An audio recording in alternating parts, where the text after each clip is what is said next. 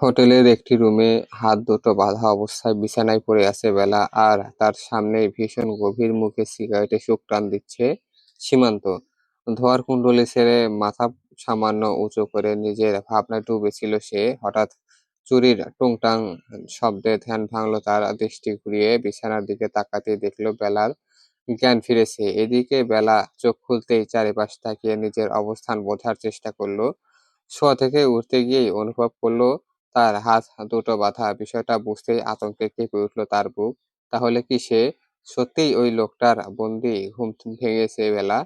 সীমান্তের গভীর কণ্ঠে শুনে ভয় নিয়েই উঠে বসতে চাইল বেলা।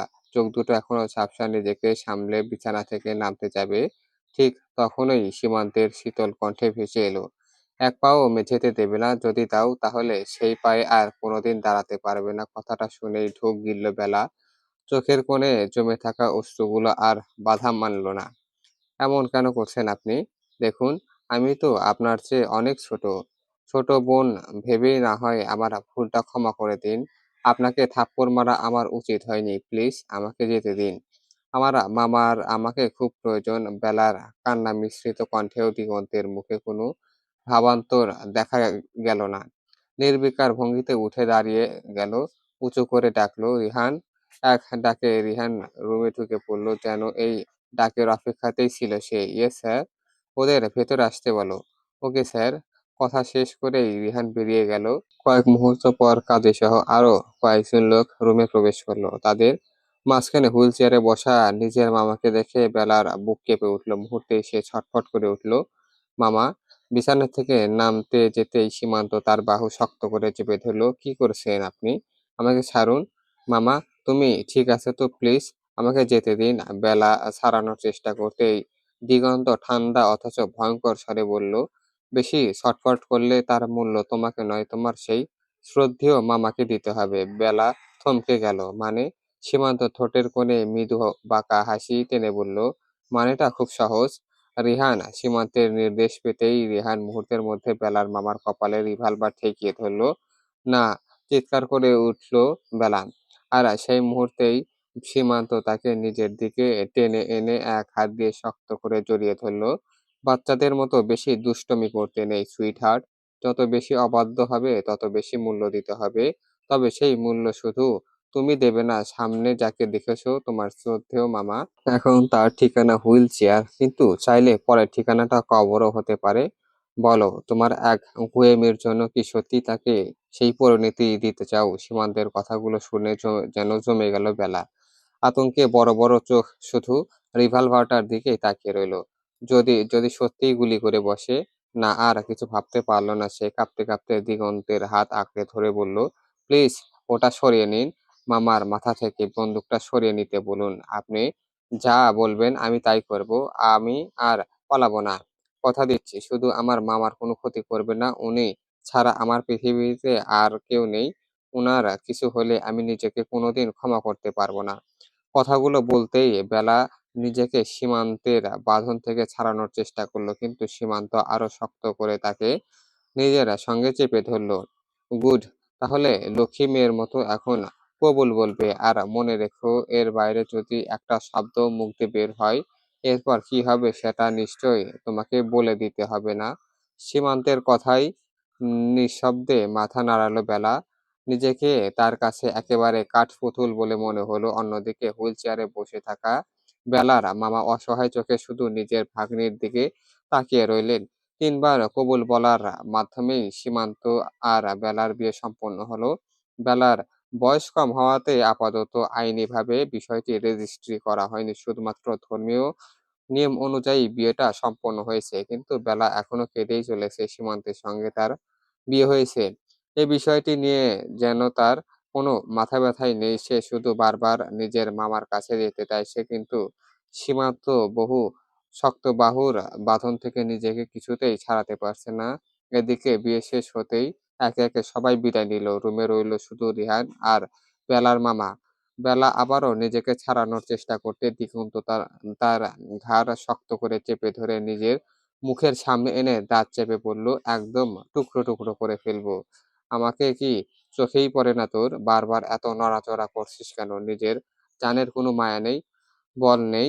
সীমান্তের ধমক করা কণ্ঠ শুনেও একবার বেলা ভয় পেল না, বরং কান্না ভেজায় গলায় মিনতি করে বলল, আপনার কথা মতোই তো সব করছি, এবার আমাকে যেতে দিন। দেখুন, মামার মুখ বাঁধা থাকায় উনি খুব কষ্ট হচ্ছে, উনি হার্টের রোগী, আমাদের উপর একটু দয়া করুন প্লিজ। মামাকে বাঁধন থেকে মুক্ত করে দিন। বেলার চোখে মুখে অসহায়ত্বের ছাপ স্পষ্ট হতেই সীমান্তের ঠোঁটগুলোর কোণে তৃপ্তি এক ক্ষীণ হাসি ফুটে উঠল। কিছুক্ষণ স্থির দৃষ্টিতে বেলার দিকে তাকিয়ে থাকে সে রিহানকে বলল, ওর বাঁধন খুলে দিন। রিহান কোনো কথা না বাড়িয়ে সীমান্তের নির্দেশ পালন করলো। মামার বাঁধন খুলে যেতে দেখেই বেলার মুখে কষ্টের মাঝেও স্বস্তির একটুখানি হাসি ফুটে উঠল, আর সেই হাসিটাই যেন সীমান্তের চোখে বিষ হয়ে ধরা দিল। মুহূর্তের মধ্যে সে বেলার দুই গাল শক্ত করে চেপে ধরে নিচু অথচ শীতল কণ্ঠে বলল, এই পিচ্চি, একদম হাসবি না।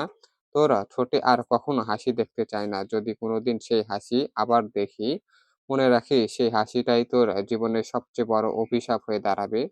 সীমান্তের কথায় বেলা ঠোঁটের হাসিটুকু মুহূর্তে মিলিয়ে গেল। সে বিস্মিত চোখে সীমান্তের দিকে তাকিয়ে রইল। সীমান্ত তাকে ছেড়ে দিয়ে বেড থেকে নেমে বেলার মামার দিকে তাকিয়ে বলল, সময় 15 মিনিট, এর মধ্যেই যা বলার বলে নিন, কারণ এরপর আর কখনো এই সুযোগ পাবেন না।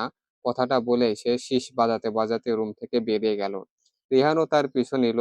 দুজন বেরিয়ে যেতেই বেলা দৌড়ে গিয়ে মামার বুকে মাথা রেখে হাউমাউ করে কেঁদে উঠল।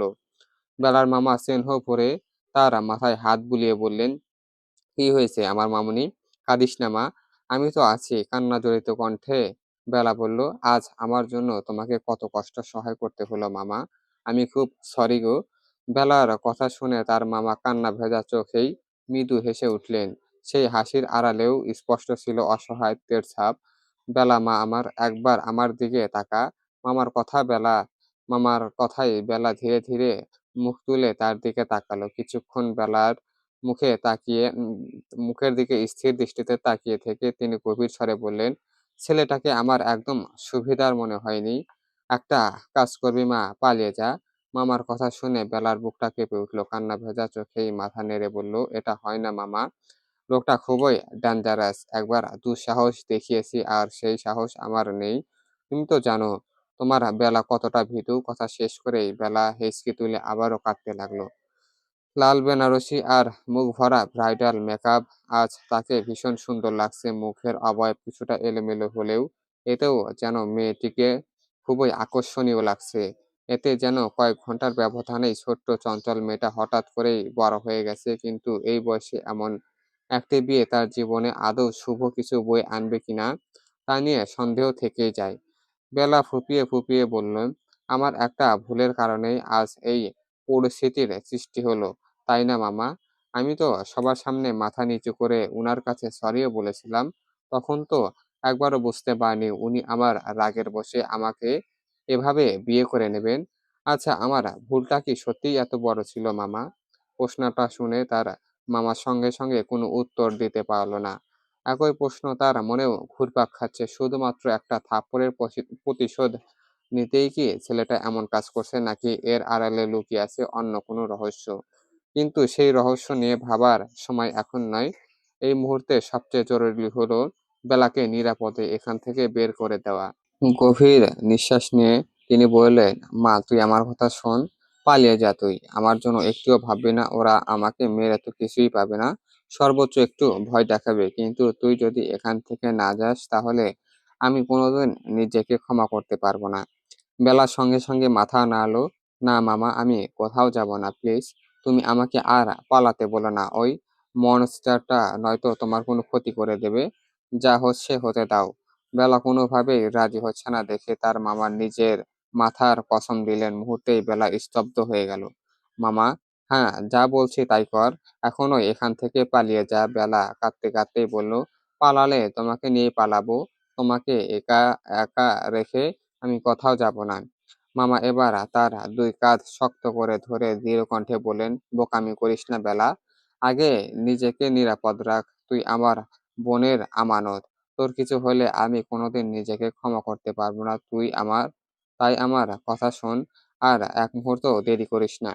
মামার কথা শুনে বেলা কিছু বলতে গিয়েও থেমে গেল। তার কণ্ঠে যেন বুকের ভেতরেই আটকে রইল। সে শুধু ভেজা চোখে অসহায় দৃষ্টিতে তাকিয়ে রইল মামার দিকে। কিন্তু বেলার মামা আর তাকে কিছু বলার সুযোগ দিল না। হাত তুলে ইশারায় চুপ থাকতে বললেন। আর একটা কথাও না, সময় খুব কম, যা বলছি সেটাই কর। মামার গলায় এমন এক দৃঢ়তা ছিল যা অমান্য করার সাহস বেলার হলো না। উপায়ান্তর না দেখে সে রুমের কাবার্ড খুলে তাড়াতাড়ি একটি শার্ট আর একটি প্যান্ট বের করলো। তারপর সেগুলো হাতে নিয়েই ওয়াশরুমে ঢুকে পড়লো। বেনারসি পরে পালানোর কোনো মানেই হয় না। ওই পোশাকেই মুহূর্তের মধ্যেই সবার চোখে পড়ে যাবে সে। তাই যত দ্রুত সম্ভব পোশাক বদলে নিল। কিছুক্ষণ পর শার্ট প্যান্ট পরে ওয়াশরুম থেকে বেরিয়ে এলো বেলা। বের হয়েই তার দৃষ্টি গিয়ে থামলো মামার মুখে। চোখ দুটো আবারও ভিজে উঠল। মনে হচ্ছিল এটাই হয়তো তাদের শেষ দেখা। এক পা দু পা করে মামার সামনে এসে দাঁড়াতেই বেলার বুকটা মোচড় দিয়ে উঠল। মামা একটা শব্দ উচ্চারণ করতেই গলাটা ধরে এলো বেলার। মামা কষ্ট লুকিয়ে ঠোঁটে এক চিলতে হাসি ফুটিয়ে বললেন, কাঁদিস না, আল্লাহর ওপর ভরসা রাখ। আমি ঠিক আছি, তুই শুধু এখান থেকে বের হয়ে যা। বেলা ঠোঁট কামড়ে কান্না আটকে রাখার চেষ্টা করলো। তারপর ধীরে ধীরে মাথা নাড়লো।